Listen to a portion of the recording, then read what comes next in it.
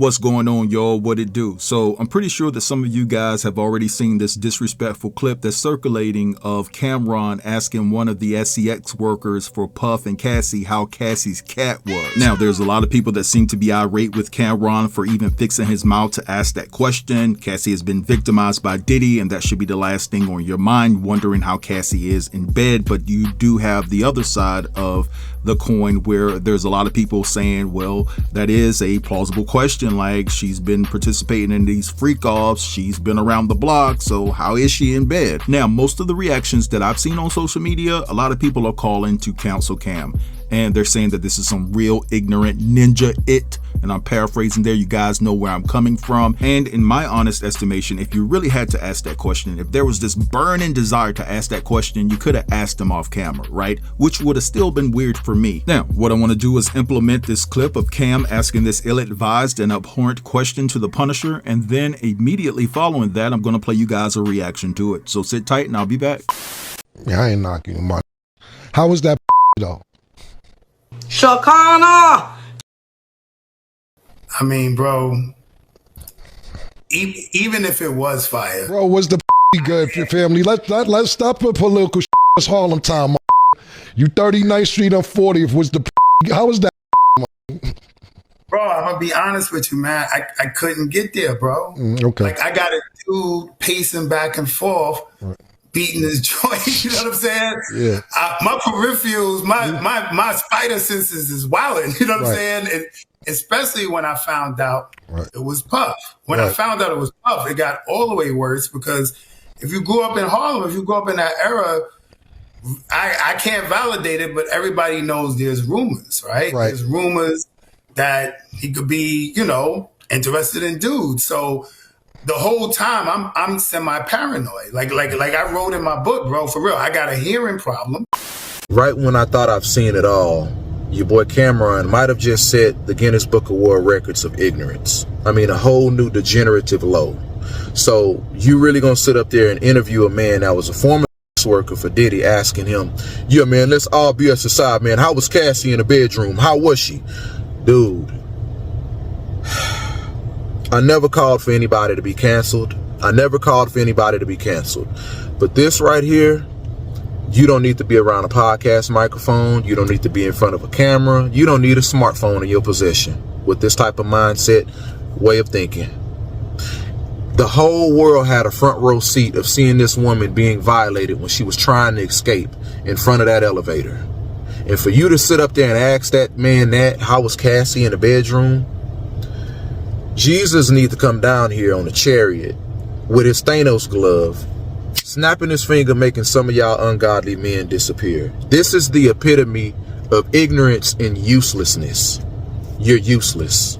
You're the same man that was on a CBS interview with Anderson Cooper that asked you, hey, you know, Camron, if you lived in an area and you knew what the serial killer was and the people around you was disappearing and you knew and you could help stop it, would you help? No, man, I ain't saying nothing, man. You know, that ain't me, man. I ain't like I tell and say, you know, he's over there in apartment 4B, but, you know, I'd probably move or something. So you don't take women being violated serious. You don't take crime in your community serious. You are the epitome of useless. And y'all were mad. Y'all got mad at Deontay Kyle for telling men to do better and step up and make it a safer environment for women in our community. He was pandering. This is who he was talking about.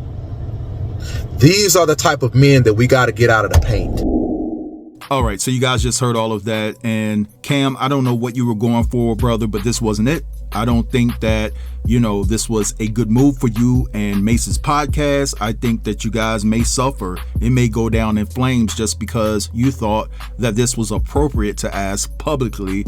And now everybody is scorching you. You know what I'm saying? Raking you through the coals. And honestly, the best course of action you could take right now, my man, is just come out and publicly apologize for being ignorant. It will not hurt. It will actually show that you're a man. It will show that you have courage and you can admit when you were wrong. Even if you don't feel you were wrong, I think that you owe Cassie a public apology. And honestly speaking, dude didn't even feel comfortable answering that question. He knew that Cam was out of pocket for that line of questioning as it pertains to how Cassie was in bed. And I believe Buddy was extremely uncomfortable. Listen, he knows how Cassie is in bed. He just didn't want to take it there. But anyway, let's go ahead and move along because it was an interesting day in the courtroom on yesterday as it pertains to the Diddy trial. Derrick Ferguson, who was actually Diddy's CFO for Bad Boy, reluctantly took the stand on yesterday because he really didn't want to. And interestingly enough, he didn't have anything really bad to say about Diddy. He just got up there and told his truth about his time working for Diddy, talked about certain transactions that transpired during his tenure, and that was basically it. But he did say something very interesting, and you guys will actually see that coming up. And also Eddie Garcia, the guy that worked security at the hotel where Cassie was actually violated by Diddy, he actually got on the stand. He asked for immunity before he testified. He really didn't want to testify, and you guys will find out why. But anyway, I'm going to play you a series of clips. They're not too long. If you guys are already privy to this information, I understand if you want to click off and go somewhere else. But check it out, and I'll be back. Those of you who are waiting to hear more about the racketeering, the RICO, the bribery charges, you're going to get that from the next witness, Eddie Garcia. Now, Eddie Garcia did not want to testify. In fact, he was at the courthouse yesterday getting immunity from the judge because he had to testify, and you'll find out exactly why he was scared to do so. Eddie Garcia worked at the Intercontinental Hotel, and he was there on March of 2016, but he came in for a later shift. Eddie works security and is required to check monitors, and when he found out about the incident and was watching the video, at first glance, he didn't recognize Diddy and Cassie. Remember, his coworker, Israel Flores, who I believe was the first witness, was there the day that it happened and was the one that told Diddy to go back into his room, and he also filed the incident report. Eddie Garcia, who was 24 at the time, said he reviewed that incident report, and then he got a phone call from Christina Karam, or KK. Had asked him if he had the video and said that Diddy was intoxicated that day and didn't remember what happened. Told her she would have to reach out to management, and that was the end of the phone call, but then she showed up at the hotel. She asked for the video again, and he told her, you have to talk to management or get a subpoena, and he said, off the record, what's on the video is bad. After she left, she called him again, and then she tells him, I have someone who wants to talk to you, and it was Diddy, and he asked him, do you know who I am? To which he said yes. Diddy tells him that he was intoxicated, asks for the video, and he once again says he cannot give him the video, and said that Diddy sounded nervous and was talking super fast. After he hung up, he decided to email management, which they did show to the jury, and in that email, he listed KK's number. In the email to his manager, he said that Diddy wanted to talk to him, and then he says he received another phone call, but this time on his personal cell, which he never gave out. It was once again KK who passed the phone to Diddy, and Diddy tells Eddie Garcia that he sounded like he was a good guy, that he could help him, that something like this could ruin Diddy. He wanted the video. He said if it got out, it would ruin his career. He tries to tell Diddy that he does not have access to the server, and Diddy tells him, I know you can make it happen. He also tells him that he would take care of him, and he tells the prosecutor he understood that as money. He reaches out to his supervisor, who says he'll do it for $50K, so then Eddie Garcia calls KK to let her know. KK put Diddy on the phone, and Diddy called him Eddie my angel and said, I knew you could help. He said he went to the server room, his manager gave him a USB and said it was done. Eddie Garcia tells Diddy, and Diddy gives him a location to meet up in order to get that USB. Ended up meeting at a high rise and called the number that Diddy gave him, and Diddy's security guard came down to bring him up to the 6th floor. A security guard who was not named told him that he came up with Diddy and that Diddy was a good guy. Eddie Garcia said he was very nervous when he saw Diddy, that his voice started to crack, and he said that he was coming down with something. Diddy then asked if he had the USB, to which he said yes, gave it to Diddy. Diddy left the room, came back and said, is this the only one? To which he said, to my knowledge, I believe so. He tells him it has to be the only one, so Eddie calls his manager, who verifies that was the only one. It's deleted from the server, and then Eddie tells Diddy that if Cassie files a complaint, he could get in a lot of trouble. Diddy then FaceTimed Cassie to let her know that she needs to tell Eddie that she's not going to file a complaint, and Cassie tells him that she has a premiere and does not need this to come out right now, and Eddie verified that he saw her. She was wearing a hoodie, but it was kind of dark, but he thinks it was her. Diddy then tells Eddie Garcia he wants his manager's, and Israel Flores' IDs, but Eddie tells the prosecutor that Israel Flores is a straight kind of guy, and he probably wouldn't do it. Now remember, when Israel Israel Flores testified. He said that he was the one dealing with Diddy and Cassie, and after Cassie left, he came back up with another security guy. So Eddie Garcia's manager said, we'll use that guy's ID instead of Israel Flores. Eddie testified that when Diddy saw the 3 IDs, he looked at Henry's, the other security guard, and he said, yeah, that looks like him. He then went and got NDAs. Now, it was shown to the jury, and while they were looking over it, Eddie testified that he never read the NDA because he was nervous. He did not receive a copy, and the NDA also said that if this ever came out, they would owe Diddy $1 million, but he was only making $10.50 an hour at the time. He said Diddy then brought out cash and a money counter, and when the money went through it, it displayed $100,000, and he took it as $50K for his manager and $50K to be split between him and who Diddy thought was Israel Flores. When asked who was present, he said that the bodyguard was there, KK was there at some point, and said that Diddy put the money in a brown paper bag and walked him out. And when Diddy walked him to the car, he made it clear to him not to make any big purchases to bring any attention. He said he gave $50K to his boss, he gave $20K to the other security guard, and he used the $30K to buy a used car in cash and did not deposit it into his bank. He said he later heard from Diddy again, who called him to tell him Happy Easter and said if he ever needed anything, he was there. Obviously, that phone call was not about Easter, it was a reminder, and the fact that he said he would help him, well, he testified that a few years later, he tried to DM him asking him about work, but Diddy never responded. When asked if he ever saw the video again, he said yes on a news outlet and said that Israel Flores had messaged him, but he deleted the message and didn't respond because he wanted nothing to do with it. He said he was later contacted by law enforcement and did not tell the truth because he literally did not want anything to do with this. He said it was only after getting his own attorney that he told the truth, and now we are at cross-examination. Let's get into Eddie Garcia's cross-examination as well as his redirect, which was very short and straight to the point. Brian Steele asks him, when you went to the condominium to meet up with Diddy and others were there, he offered you double what your manager had asked for, right? And he says, you told your boss because you're honest, right? He said, yes. You asked Mr. Combs for work? Yes. Now, Eddie Garcia had testified that after he left the meeting with Diddy, he was checking his rearview mirror. That's how terrified he was, but Brian Steele tried to ask him if he had a good feeling after meeting with Diddy, and he said yes. He then pulled up the NDA and brought up the fact that in the NDA, it said that he can disclose information to law enforcement or other government bodies if necessary without breaching the agreement. But remember, he didn't know that because he didn't read it. That's where Brian Steele left it with cross-examination. So the prosecutor came back up to read a little more from the NDA and said, can you read the part on paragraph 4 after the word however? While the NDA does say he can speak to law enforcement as well as government bodies, in it, it says, however, notify company, which is Combs Enterprise, to allow company to prevent disclosure. The prosecutor said, so you'd have to notify them first? And he says, yes, and they say nothing further. Now on the stand is Derrick Ferguson, the former head of the finance department for Combs Enterprises. The next witness on the stand is Derrick Ferguson, who worked for Diddy from 1998 to 2017, primarily as the chief financial officer for Bad Boy Entertainment. Now his testimony is important because it lays the groundwork for the financial trail tied to the enterprise that prosecutors say Diddy used to fuel his alleged crimes. And while he was CFO to Bad Boy Entertainment, he said there were times where he did manage Diddy's personal finances as well. He did not want to testify. He's there under a subpoena and said early on he did have a close relationship to Diddy, talking to him several times a week. He said this was before Diddy took on the chairman role as the companies started to expand. And he confirmed that Diddy owed 100% of his companies like Bad Boy Productions, Bad Boy Films, and others. He said that some ventures did have outside partners like Bad Boy Records with Arista and then later Warner, and he said Sean John Clothing also had a partner. He and others handled budgets, salaries, and financial ops, where Diddy was responsible for creative, marketing, and branding. He said the companies were very profitable and Diddy was paid a salary, but also sometimes distributions from the companies. When asked what bank accounts Diddy used, he said Citibank, HSBC, and Signature bank accounts. He also said there were personal entities like Janice Combs Music Inc., which licensed Diddy's name and likeness, and said that both he and Diddy had signing power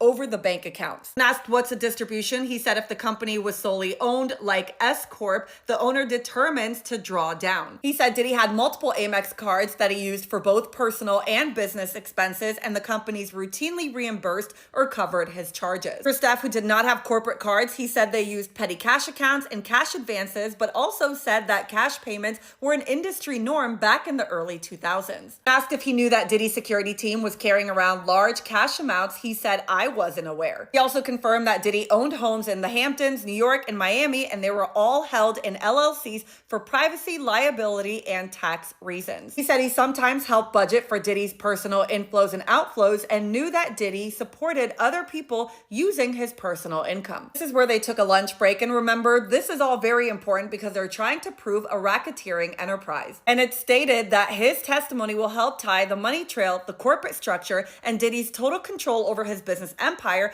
to how the alleged crimes may have been funded, covered up, or facilitated through those very businesses. They still have another 20 minutes for their lunch break, and once he's back on the stand, I will be back with more of his testimony. After the lunch break, Derrick Ferguson was back on the stand, and he was asked by the prosecutor about 3 internal transfers that happened in December of 2011, and remember, this was the time that Diddy had found out about Kid Cudi. The amounts for the transfers were $190K, $575K, and $100K, but he said he didn't remember what that was. The jury then saw bank statements from that same month where $20K went to Cassie, then $20K came in from her father, then $20K went back out to her father. Remember, we saw the email from Cassie to her mom. We know this was extortion. Do I have to say allegedly? Allegedly, but that Diddy was going to release her tapes if he did not get that money. When asked who approved these transfers, he said it was typically a comptroller and not Diddy directly. He then talked about the fact that he left his CFO position at the end of 2012 and then moved to Revolt Media. Now remember, he only worked for Diddy until 2017, so he was asked when was the last time he had heard from Diddy, and he said September of 2024. He said Diddy texted him to say hello and wanted him to call him, and then shortly after texted him again saying he was in New York and wanted to see him in order to talk and to get some advice. He said he was on a flight and not able to meet with Diddy, so he never responded to the text messages. Cross-examination began and Mark Agnifilo asked about his background, to which he said he grew up in the Bronx and he got his MBA from Harvard. He said he joined Bad Boy because he saw that they were hiring from his community and that really mattered to him. They then pivoted to Diddy's business ventures, especially Diageo, and if you know anything, then you know that Diddy was suing them. He testified that there were tensions, especially with how Diageo was marketing the brand, saying that distribution felt concentrated in urban areas. And again, remember, this was all what Diddy was suing them for. Then came the organizational chart, and the defense showed executives under Diddy like James Cruz, Andre Harrell, and Ferguson himself. He was asked if Diddy reviewed his Amex bills personally, to which he said no. He was also asked if there was monthly auditing of business versus personal expenses, to which he said yes. He was asked if he saw anyone committing crimes or acts of in the company, and he said no. He also brought up the fact that security and assistants were all paid by the company, but that was also standard practice. A security's job was to be in close proximity so that nobody could do anything dangerous to Diddy, which again, standard practice. They brought up cash and how there were cash receipts that would be used for things like touring. Also brought up the fact that Revolt TV had independent management and that Diddy was not involved in day-to-day decisions. They then talked about the fact that he had worked for Diddy for 19 years, building everything from scratch, working long hours, and he says, we all felt there was a mission to be great, to represent ourselves in a certain way. He admitted, I did learn a lot from him. He had a great business mind, and I think he put his mind to something and set a really high aggressive goal and was not afraid of that goal, and I think that's something you can learn from that. He continued by saying he worked constantly. His passion for what he did was really high, so his work ethic and the number of hours that he put in was something that really pushed the entire team. And just when Mark Agnifilo thought he hit a home run, he asked him, do you think highly of Mr. Combs? And he says, I don't know how to respond to that. Mark Agnifilo ended there and it went back to the prosecutors for redirect. And remember, during cross, he said that Revolt TV had independent management. So the prosecutors wanted to clarify for the jury, was Revolt Films entirely separate from Revolt TV? To which he said yes. He was then asked who was the head of Revolt Films. He said, I don't know. They brought up the organizational chart again and the prosecutor said, who is the chairman? And he said, Sean Combs. He was then asked if Christina Karam's name was also shown. He said yes. And what about Mia? Also yes. When asked if he ever stayed in a hotel room with Diddy, he said no, and it went back to Mark Agnifilo for cross-examination. Mark asked him, you didn't go to his home or hotel because that's his personal life, right? To which it was objected and he didn't have to answer. Tomorrow we should be hearing from multiple people, including Jane Doe, who is victim number 2, as well as fashion designer Banna. Remember how you heard that Diddy had dangled a woman over Cassie's 17-foot floor apartment balcony? Well, that's her, and she is supposed to be testifying tomorrow. She's another person who had filed a lawsuit against Diddy. I believe hers was for $10 million, and we will talk about all of that once they're on the stand. All right, so you guys just heard all of that, and I don't want to make this video any longer than what it already is, but I do find it interesting that Derrick Ferguson admitted that Diageo was basically discriminated against Diddy. He just called it out for what it was, and that's an interesting key point to take away from all of this. I wonder if they will dive a little bit deeper into that situation. But yeah, this Diddy trial, I know it can get tiresome because everybody is covering it, but at the end of the day, it will be all over soon. But things are just getting started in my estimation. At least that's what I'm hearing. But I'm gonna let it go right here. I want you guys to drop down in the comments and let me know what you think about everything that was discussed in this video. Don't forget to like, comment, share, and if you're new here, consider subbing to the channel. I'll get with you guys later. Yep.